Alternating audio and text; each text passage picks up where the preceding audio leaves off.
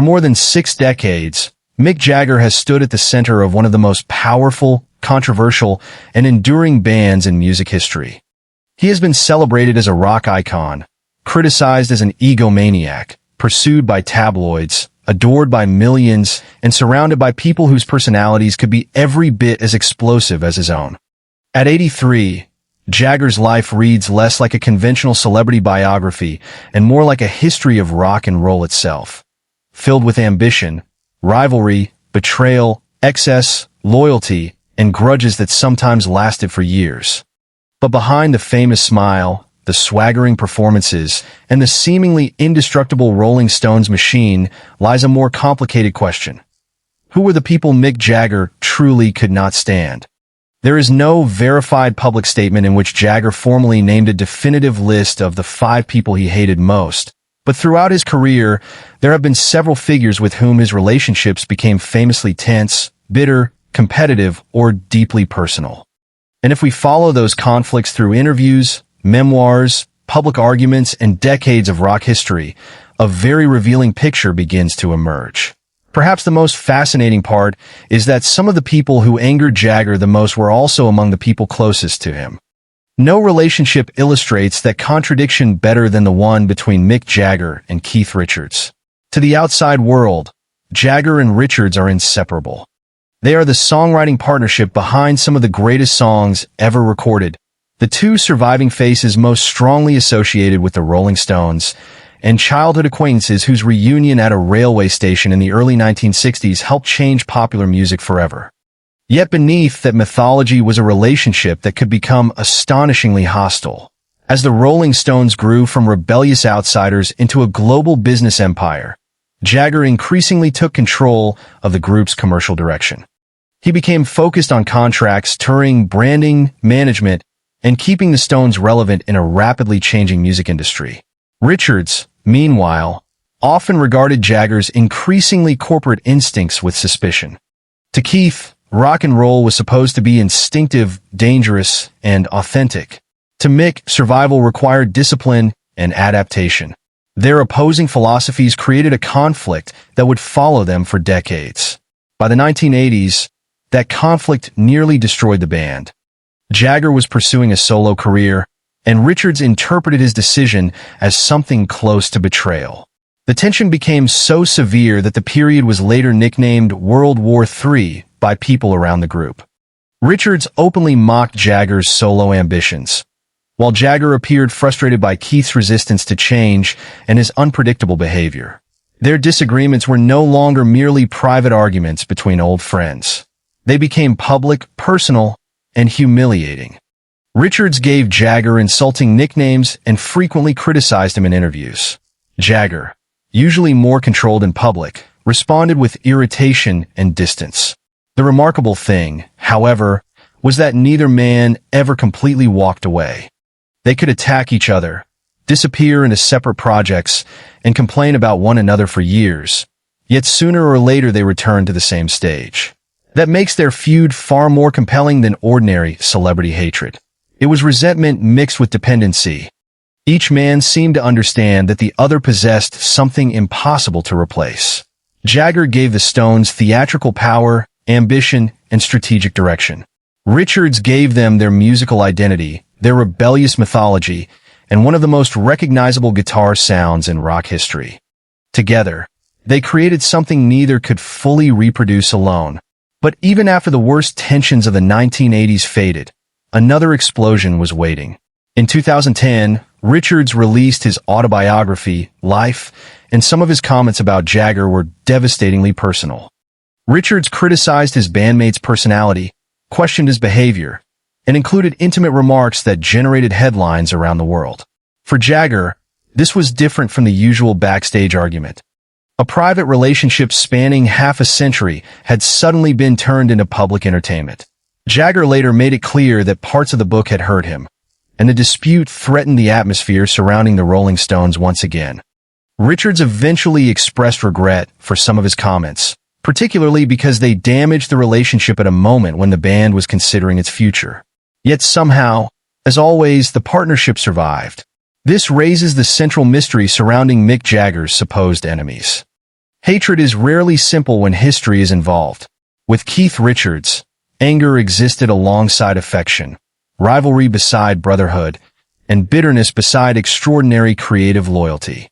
If there is one person capable of driving Jagger to fury while still remaining essential to his life, it may be Keith. But the story does not end with a man standing beside him on stage.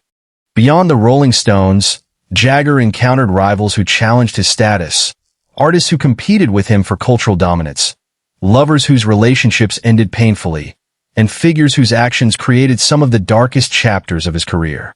As we move deeper into those relationships, the conflicts become less like ordinary professional disagreements and far more personal.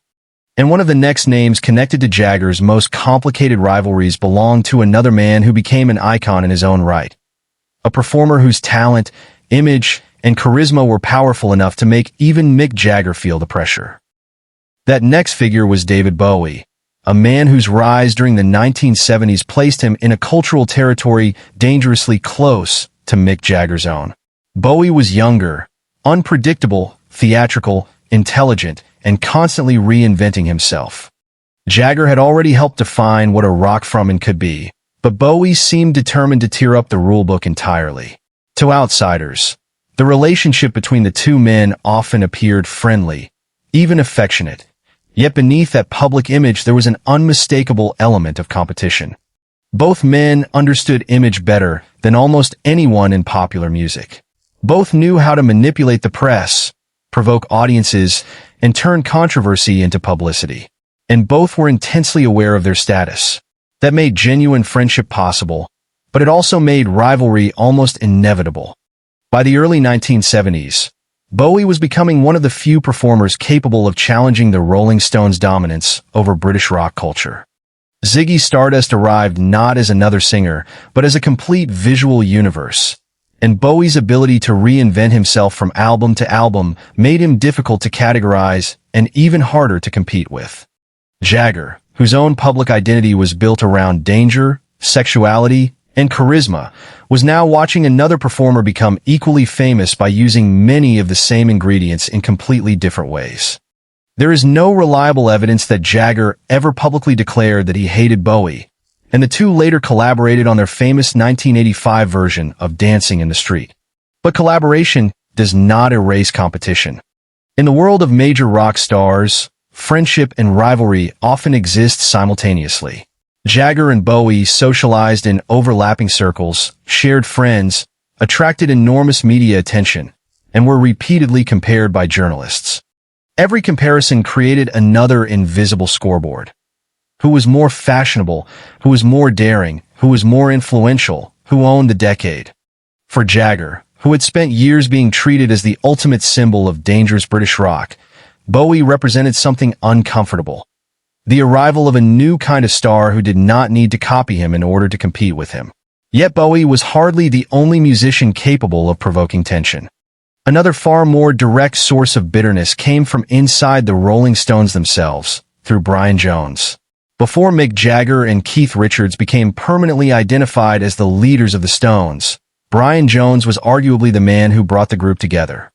He chose the band's name, helped recruit musicians, and during the early years was considered one of its central figures. Jones was talented, charismatic, musically adventurous, and capable of playing an extraordinary range of instruments. But as Jagger and Richards developed into the band's primary songwriting team, the balance of power changed dramatically. Jones found himself increasingly marginalized, while Mick and Keith became the creative center of the group. That transition was painful and deeply personal. Jones had once been a leader, but he gradually became an outsider inside the band he had helped create. His drug problems, legal troubles, unreliable behavior, and deteriorating health made matters worse. Recording sessions became increasingly difficult, and his relationships with Jagger and Richards grew hostile. There were arguments over music, money, status, and personal behavior. Jones believed he was being pushed aside. Jagger and Richards believed the band could no longer depend on him. The situation became even more emotionally complicated because of Anita Pallenberg. She had been Jones's girlfriend before beginning a relationship with Keith Richards, creating another layer of resentment within an already unstable group. Jagger was connected to the same intensely intertwined social world, where friendships, romances, creative partnerships, and betrayals constantly overlapped. By 1969, the relationship between Jones and the rest of the Stones had deteriorated beyond repair. He was asked to leave the band. Less than a month later, Jones was found dead in his swimming pool at his home in Sussex. He was only 27. His death transformed everything. Whatever anger had existed between them could no longer be resolved. For Jagger, Jones became part of a painful history that the Stones could never completely escape. The band continued, becoming even more successful, but the story of its original founder remained like a shadow hanging over its mythology. In later years, Jagger generally avoided reducing Jones to a villain. He acknowledged his talent and his importance to the group while also recognizing how impossible the final period had become. That complexity matters because the word hate can oversimplify relationships that were far more turbulent than simple dislike. Jones and Jagger were not merely enemies. They were young men whose ambitions collided inside a band that became much bigger than any of them expected. Fame magnified every insecurity, every disagreement, and every betrayal until ordinary tension became something almost impossible to repair. And while Brian Jones represented conflict from inside the Rolling Stones, another person would soon become associated with an entirely different kind of hostility, one involving business, control, money, and the ownership of the music itself. For Mick Jagger, few experiences were more infuriating than discovering that the songs which had made him famous could also become weapons in someone else's hands. That next conflict would involve a man whose influence over the Rolling Stones was enormous, whose business decisions would haunt the band for decades, and whose name would become permanently linked to one of the most controversial chapters in their financial history. That man was Klein, the hard-nosed American businessman whose relationship with the Rolling Stones became one of the most consequential and bitter chapters in the band's history. If Mick Jagger's conflicts with Keith Richards were rooted in personality, and his tensions with Brian Jones were tied to the shifting balance of power inside the group, the battle with Klein was different. This was about control. It was about ownership, contracts, money, and the terrifying realization that some of the music that had made the Rolling Stones famous was no longer entirely theirs to command. Klein entered the Stones' orbit during the mid-1960s, at a time when the band was becoming enormously successful, but still lacked the business sophistication that would later define Jagger's approach to the music industry. Klein had a reputation for being aggressive, clever, and relentless. He presented himself as the kind of manager who could recover money that record companies and publishers had withheld from artists. For young musicians suspicious of executives, that image could be extremely attractive. Klein promised to fight for the band, and for a time, he appeared to deliver. But as the years passed, the relationship became increasingly complicated. Jagger in particular developed a deep distrust of the arrangements surrounding the group's recordings and publishing. The Rolling Stones were making some of the most important music of their career, yet the business structure around those songs became a source of frustration that would linger for decades. By the end of the 1960s, Jagger and his bandmates wanted out. The problem was that leaving Klein did not mean leaving behind the consequences of the agreements that had already been signed. Through his company ABKCO, Klein retained control over a significant portion of the Stones' 1960s catalog. That meant songs from the era that established their legend remained tied to a business relationship the band had come to resent. For Jagger, who increasingly saw the Rolling Stones not simply as a rock group, but as an enterprise that needed to protect its own future, this was an unforgiving lesson. Fame did not guarantee control. Success did not guarantee ownership. And trusting the wrong person at the wrong moment could cost an artist for generations.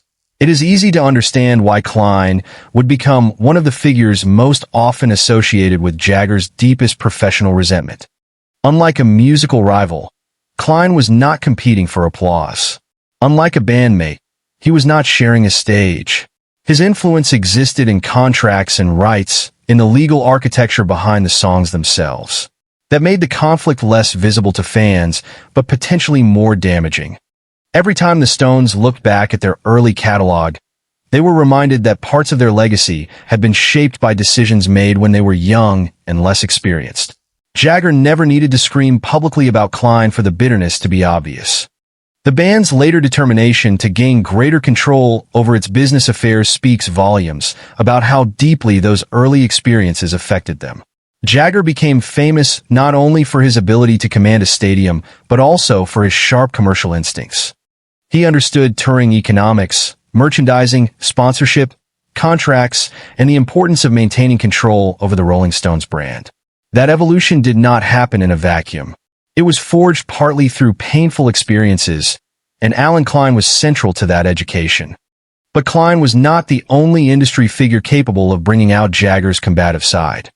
The Rolling Stones spent decades negotiating with managers, promoters, record executives, lawyers, and corporate partners, and Jagger became increasingly unwilling to allow outsiders to dictate the band's future. Some people interpreted this as arrogance. Others saw it as survival. By the time the Stones reached global superstar status, Jagger had learned that being a rock star meant understanding business almost as well as music. He had watched what happened when artists signed away too much, trusted too easily, or failed to read the fine print. The consequences could last longer than any tour or chart position. Yet the Alan Klein story also reveals something deeper about Jagger's personality. He could forgive artistic rivalry more easily than he could forget the feeling of losing control. Bowie could challenge him creatively. Richards could insult him personally. Jones could fight with him inside the band. But a businessman who gained leverage over the Stones' music represented a different kind of threat because it struck at the foundation of everything they had built. The irony was brutal. The band that had made Rebellion its identity had found itself constrained by paperwork. That experience helped turn Jagger into a far more calculating figure than the reckless young frontman audiences saw in the 1960s. Behind the dancing, the provocative lyrics, and the image of wild freedom was someone learning how unforgiving the industry could be.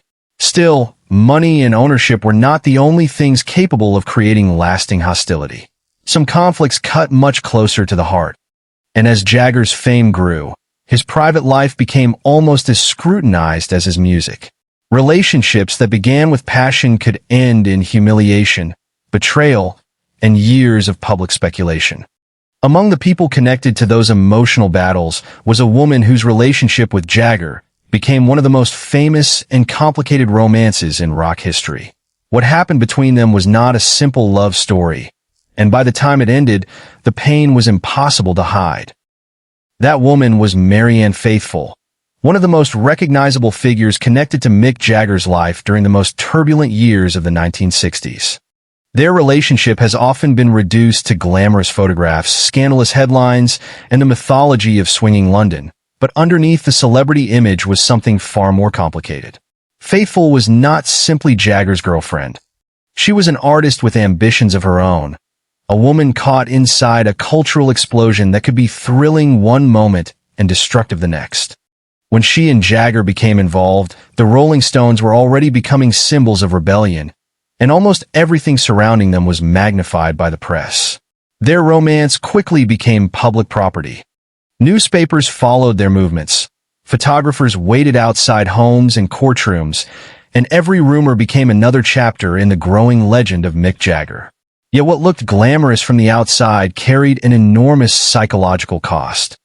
Faithfull later spoke candidly about addiction, emotional turmoil, and the pressures of being associated with one of the most famous men in the world. Jagger, meanwhile, was trying to navigate an extraordinary period in which the Stones were moving from pop sensation to cultural institution. Their lifestyles were chaotic. Their social circle was filled with musicians, actors, aristocrats, dealers, and hangers-on, and the boundary between personal relationships and public spectacle almost disappeared. One of the defining moments came after the notorious 1967 police raid at Keith Richards' Redlands estate. Faithfull was present, and the resulting scandal became one of the most sensational stories in British popular culture. Jagger and Richards were arrested on drug-related charges, and the press coverage helped turn the Stones into symbols of a generational battle between the establishment and the counterculture. Faithfull was dragged into the story with particular cruelty. Sensationalized accounts about what happened at Redlands followed her for decades, demonstrating how differently the media treated women caught inside celebrity scandals. For Jagger, the experience deepened his suspicion of authority and the press. For Faithfull, the consequences were intensely personal. Their relationship continued for several years, but the instability surrounding them became increasingly difficult to survive. By the end of the decade, both their private lives and the world around them seemed to be unraveling. Brian Jones was dead. The idealism associated with the 1960s was giving way to darker realities. The Stones had experienced the violence of Altamont, legal battles, drug problems, and growing internal tensions. Faithfull herself was struggling severely, and her relationship with Jagger eventually collapsed. But describing what followed as simple hatred would distort the truth. Their history contained pain, resentment, disappointment, and emotional distance, but also an enduring recognition that they had shared an extraordinary period of their lives. Years later, Faithfull could speak critically about Jagger while also acknowledging the importance of their relationship. Jagger, for his part, did not publicly place her on some list of enemies. That is precisely what makes these stories more interesting than the sensational headline suggests. The people who caused the greatest emotional turbulence in Jagger's life were often people he had once loved, trusted, admired, or depended upon. Marianne Faithfull represents that contradiction. She was not an ordinary adversary. She was someone whose life became deeply intertwined with his at a moment when fame was transforming both of them. And when that relationship fractured, there was no clean ending. Memories remained, songs remained, and the mythology remained. Looking across the 5 figures connected to some of Jagger's most difficult relationships, a pattern emerges. Keith Richards was the creative brother he could fight with, but never fully abandon.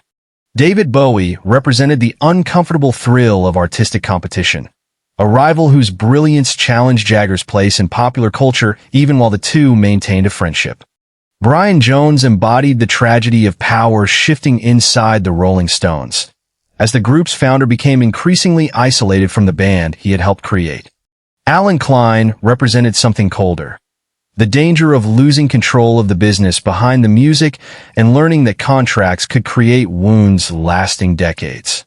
And Marianne Faithfull represented the deeply personal cost of living a private life under relentless public scrutiny. None of these relationships can honestly be reduced to a simple statement that Mick Jagger hated these people. There is no credible evidence that, at 83, he publicly unveiled an official list naming 5 individuals he despised above all others. The reality is far richer. Jagger's long life has been filled with relationships where loyalty and resentment existed together, where competition produced both jealousy and inspiration, and where people who once seemed indispensable could eventually become sources of profound frustration. Perhaps that is one reason the Rolling Stone story has endured for so long. Behind the stadium tours and immortal songs are human beings carrying decades of unresolved history. Mick Jagger has survived scandals that could have ended careers, relationships that collapsed in public, business arrangements that cost him control, and battles with the very people who helped make him famous. Yet he continued moving forward, turning conflict into momentum and refusing to allow any single feud to define him. At 83, the most striking revelation may therefore not be whom Mick Jagger hated, but how many complicated relationships he managed to survive. In a world where rock stars often burned out, disappeared, or destroyed themselves, Jagger remained standing. The rivalries changed, friendships fractured and healed, lovers came and went, managers were replaced, and generations of musicians rose behind him. But the man at the center of the Rolling Stones kept walking back onto the stage. And after more than 60 years of fame, perhaps survival itself became his greatest act of defiance. But survival did not mean forgetting. If anything, Mick Jagger's longevity gave him something few rock stars ever receive. Enough time to look back on decades of triumph, humiliation, competition, loss, and reconciliation from a distance. By the time he reached his 80s, the rebellious young singer who once terrified parents had become one of the last living monuments of the original rock and roll revolution. Yet the strange thing about reaching that stage is that old conflicts do not necessarily disappear. They change shape. Arguments that once seemed catastrophic become stories. Rivals become historical figures. Enemies become memories. And people who once caused unbearable frustration can eventually be understood in ways that seemed impossible at the time. That is especially true in Jagger's relationship with Keith Richards. Their battles have been so well documented that it is tempting to imagine them as permanent enemies trapped inside the same band. But the reality is far more complicated. They have known each other since childhood. They have written hundreds of songs together, survived drug scandals, lawsuits, deaths, broken relationships, shifting musical trends, and multiple generations of critics predicting the end of the Rolling Stones. A conventional friendship probably could not have survived that pressure. Their bond did precisely because it was never conventional. Richards could ridicule Jagger's ambitions, and Jagger could become exasperated by Richards's behavior. But whenever the Rolling Stones truly needed to function, they found a way back to one another. That does not erase the cruelty of some of their public exchanges. Richards's memoir created genuine hurt, and Jagger's decision to pursue solo work during the 1980s created genuine resentment. Still, decades later, the fact that they continued performing together tells a story more powerful than any insult. Perhaps their greatest feud was never about hatred at all. Perhaps it was about two men fighting over ownership of something neither could imagine surrendering. The Rolling Stones belonged to both of them, and every disagreement about its future therefore became personal. David Bowie represented something different. When Bowie died in 2016, the competitive mythology surrounding their relationship suddenly seemed less important than the enormous cultural space he had left behind. Jagger spoke publicly about Bowie with affection and admiration, recalling their friendship and the musical world they had shared. That response matters because it exposes the weakness of sensational stories that transform every rivalry into hatred. Bowie and Jagger could compete without being enemies. In fact, competition may have been part of what made their friendship interesting. Each understood what it meant to live at the highest level of fame, to constantly reinvent a public identity, and to know that younger artists were always arriving to challenge their position. For Jagger, Bowie was one of the few contemporaries who could truly understand that experience. Brian Jones, however, remained a far more painful figure. Death froze their relationship in 1969, before reconciliation could ever become possible. Jones would never grow older alongside Jagger and Richards. He would never see the stadium tours, the gigantic commercial machine the Stones became, or the generations of listeners who discovered the band long after the 1960s ended. That absence gave his story an almost ghost-like quality. For decades, debates continued over whether Jones had been unfairly pushed aside or whether his personal deterioration had made his removal unavoidable. The truth likely contains elements of both. What is certain is that his contribution to the early Stones cannot be erased. His instrumental imagination helped give their early recordings distinctive textures, and his role in forming the group was foundational. For Jagger, remembering Jones meant confronting a version of the Rolling Stones that existed before fame hardened everyone's roles. They had once been young musicians with no idea what they were about to become. Then success arrived and changed the internal balance forever.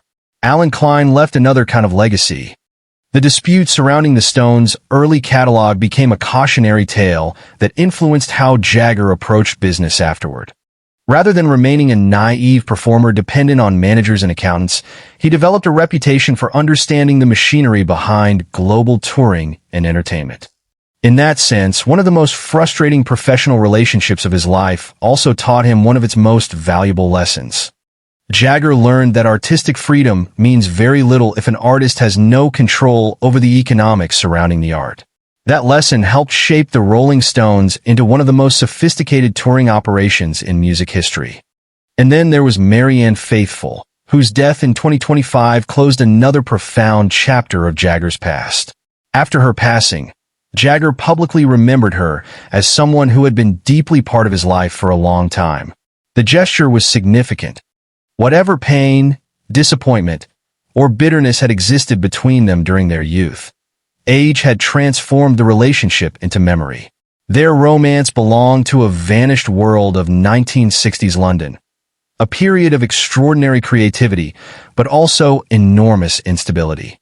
Faithfull survived her own battles, rebuilt her artistic life, and became respected as a distinctive performer rather than merely a footnote in Jagger's biography. Her story demonstrates perhaps the most important point about examining the supposed people Mick Jagger hated. Human relationships cannot be frozen at their worst moments. People fight, separate, criticize each other, and sometimes spend years apart, but time continues moving. Anger can become understanding. Rivalry can become admiration. Betrayal can become a lesson. Even grief can eventually soften the sharpest edges of resentment. That is why the sensational question surrounding Jagger's 5 greatest enemies ultimately leads somewhere unexpected. After more than 80 years of life and more than 60 years in the public eye, the lasting story is not hatred. It is endurance. Mick Jagger outlived many of the rivalries that once dominated headlines. He watched friends become legends, watched enemies disappear, watched scandals become documentaries, and watched youthful arguments turn into rock history. And through all of it, he continued doing the one thing that had defined him from the beginning, moving forward. The grudges may make fascinating stories, but the ability to survive them is what truly explains Mick Jagger. There is another reason Mick Jagger's long history of feuds remains so fascinating. Almost every major conflict reveals something about the way he protected his identity. From the beginning, Jagger understood that being the frontman of the Rolling Stones meant more than singing songs. It meant controlling an image, defending a position, and surviving an industry that constantly tried to define him. That instinct explains why certain relationships became so volatile. When someone challenged his authority, questioned his judgment, interfered with the band's future, or threatened the world he had helped build, Jagger rarely reacted casually. He could be charming in public and extremely calculating in private.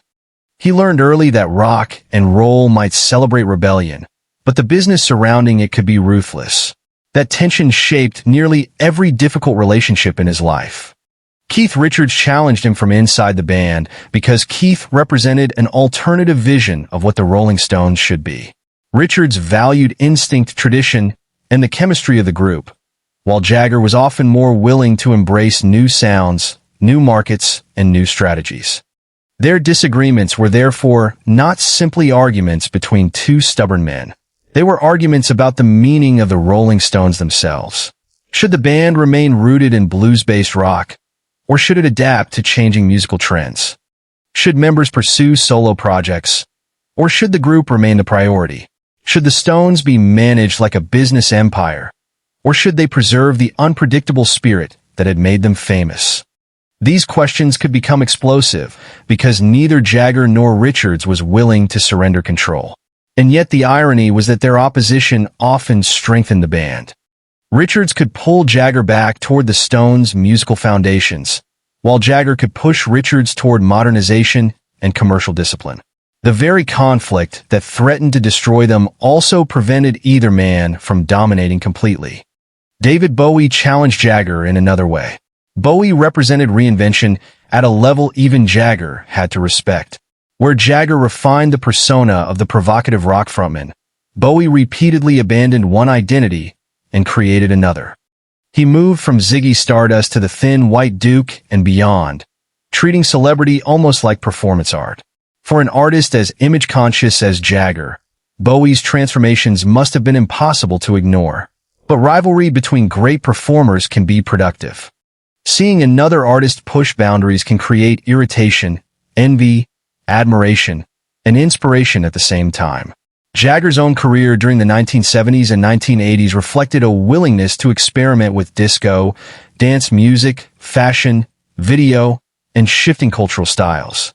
The competition around him may have encouraged that flexibility. Brian Jones offered a darker lesson. Jones's decline showed what could happen when fame, insecurity, addiction, and creative frustration collided. He had been central to the Rolling Stones formation, but as Jagger and Richards grew more powerful, Jones became increasingly isolated. In some accounts, he appears as a tragic victim of the band's changing structure. In others, His erratic behavior made continued collaboration almost impossible. For Jagger, the lesson would have been unforgettable. Sentiment could not be allowed to destroy the functioning of the group. That may sound cold, but the Stones were under enormous pressure by the late 1960s. Tours, recording sessions, legal problems, and business disputes demanded reliability. Jones's inability to consistently contribute created a crisis the band eventually resolved by removing him. His death soon afterward made the decision feel even more haunting. Jagger would spend the rest of his life knowing that one of the men who helped create the Rolling Stones never lived long enough to see what the band became. Alan Klein reinforced Jagger's suspicion of anyone who stood between artists and their work. The dispute over rights and catalog control taught him that contracts could be as dangerous as any musical rivalry. After Klein, Jagger increasingly behaved like an artist determined never again to be financially naive. That reputation sometimes made him appear calculating, even ruthless, but it also helped protect the band. The Stones became masters of large-scale touring because they understood that success required organization, negotiation, and control. Their enormous stadium productions did not happen by accident. They were the result of decades of learning how to transform a rock band into a durable global institution. Jagger's painful business experiences helped create that mindset. Marianne Faithfull, meanwhile, represented the cost of emotional exposure. Their relationship unfolded at a time when the British press was obsessed with scandal, and Faithfull often suffered from coverage that was far more vicious than anything directed at the men around her. For Jagger, the relationship was inseparable from the chaos of the late 1960s. Drugs, legal trouble, intense fame, political controversy, and the sense that the counterculture was collapsing under its own weight. Looking back decades later, it is difficult to separate their private history from the mythology surrounding them. Yet age changed the meaning of that relationship. What once seemed like scandal eventually became history. What once generated resentment became something that could be remembered with sadness and affection. That may be the most revealing pattern in Jagger's life. He rarely allowed old conflicts to stop his forward movement. He could hold grudges, certainly, and he could be intensely competitive, but he also understood when survival required compromise. The Rolling Stones survived because Jagger repeatedly chose continuation over permanent rupture. He reconciled with Richards when the band needed to reunite. He learned from the Klein disaster rather than allowing it to destroy his career. He acknowledged Jones's importance despite the bitterness of their final years. He remembered Faithfull with respect despite the turbulence of their past. And he admired Bowie, even though the two men had once occupied competing positions in the same cultural universe. So when people ask who Mick Jagger hated most, the more interesting answer may be that hatred was rarely the final stage of his relationships. Time kept rewriting everything. Enemies became collaborators. Rivals became respected equals. Painful memories became lessons. And lost friends became part of the mythology he carried with him. At 83, Jagger's greatest achievement may not simply be that he survived rock and roll. It may be that he survived the people, pressures, betrayals, and rivalries that came with it, and somehow kept enough of those relationships intact to continue standing under the lights. In the end, the most revealing thing about Mick Jagger's supposed enemies is not the anger itself, but what those relationships exposed about the man behind the Rolling Stones legend. Jagger has spent more than 6 decades living in an environment where loyalty is constantly tested, where friendships are mixed with business, where love affairs become public property, and where even the closest creative partnerships can turn into power struggles. Few people have remained famous for as long as he has while continuing to work at such a high level. That kind of longevity requires more than talent. It requires discipline, calculation, emotional endurance, and a willingness to keep moving even when the people around you become sources of conflict. Looking back across the 5 figures most closely associated with some of Jagger's most difficult relationships, it becomes clear that each represented a different kind of threat. Keith Richards threatened his control from within the band. David Bowie challenged his cultural position as one of Britain's most magnetic performers. Brian Jones embodied the danger of instability and internal collapse. Alan Klein represented the terrifying possibility that an artist could lose control of the business and ownership behind his own work. Marianne Faithfull represented the vulnerability that came with allowing private emotion to exist inside an unforgiving celebrity machine. None of them fit neatly into the category of simple enemies. That is precisely why these stories remain compelling. Real hatred is often straightforward. Jagger's relationships were anything but. With Keith Richards, the conflict reached levels that would have destroyed most partnerships. The two insulted each other, pursued separate ambitions, disagreed about music, fought over the direction of the band, and at times appeared unable to tolerate being in the same room. Yet whenever history seemed ready to declare the Rolling Stones finished, Jagger and Richards found some reason to return. Their bond survived because it was built on something stronger than friendship alone. It was built on shared identity. Each man had become part of the other's mythology. Mick Jagger without Keith Richards would still have been famous, and Keith Richards without Mick Jagger would still have been influential, but together they represented the Rolling Stones in a way no replacement could reproduce. That may explain why their greatest arguments never became a final separation. Anger was allowed. Betrayal was remembered. But the band remained larger than the feud. Bowie's place in Jagger's story demonstrates another truth. Rivalry can sometimes be a form of respect. The entertainment industry loves to imagine two major stars secretly despising one another because conflict is easier to sell than complexity. But Jagger and Bowie existed in the same competitive ecosystem, and each undoubtedly understood the other's power. Bowie's death made that especially clear.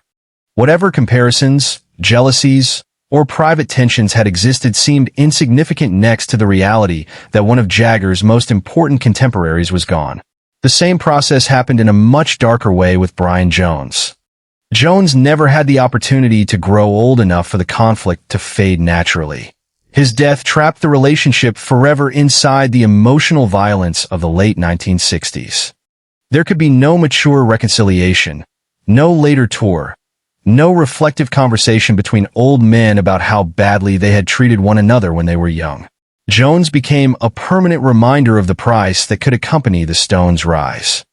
For Jagger, who continued performing decade after decade, Jones's absence must have become more striking with time. Every anniversary made the distance greater between the young man who died at 27 and the surviving bandmates who continued into old age. Alan Klein left no such sentimental shadow. His legacy was practical. He taught Jagger that memory could be painful, but contracts could be permanent. The Rolling Stones' early business struggles helped turn Jagger into one of rock's most commercially sophisticated figures. Critics sometimes used that sophistication against him, suggesting that he had become too corporate or too calculating. Yet it is difficult to blame an artist for becoming protective after experiencing what could happen when other people controlled the financial architecture surrounding his work.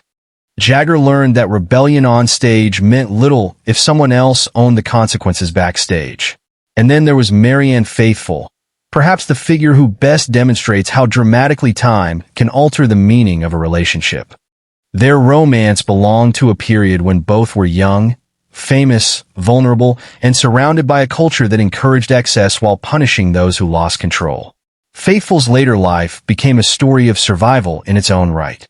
She endured addiction, homelessness, illness, and years of being reduced by the press to her connection with Jagger before rebuilding herself as a respected artist. When she died in 2025, Jagger's public tribute carried none of the bitterness associated with their turbulent youth. What remained was memory. That transformation is perhaps the strongest answer to the sensational premise of who Mick Jagger hated most. He may have experienced fury, resentment, humiliation, jealousy, and betrayal, but very few of those emotions remained unchanged across decades.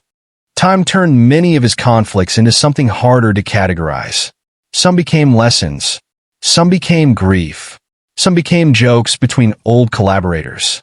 Some simply faded. And that may be the final reason Jagger endured while so many people from his generation did not.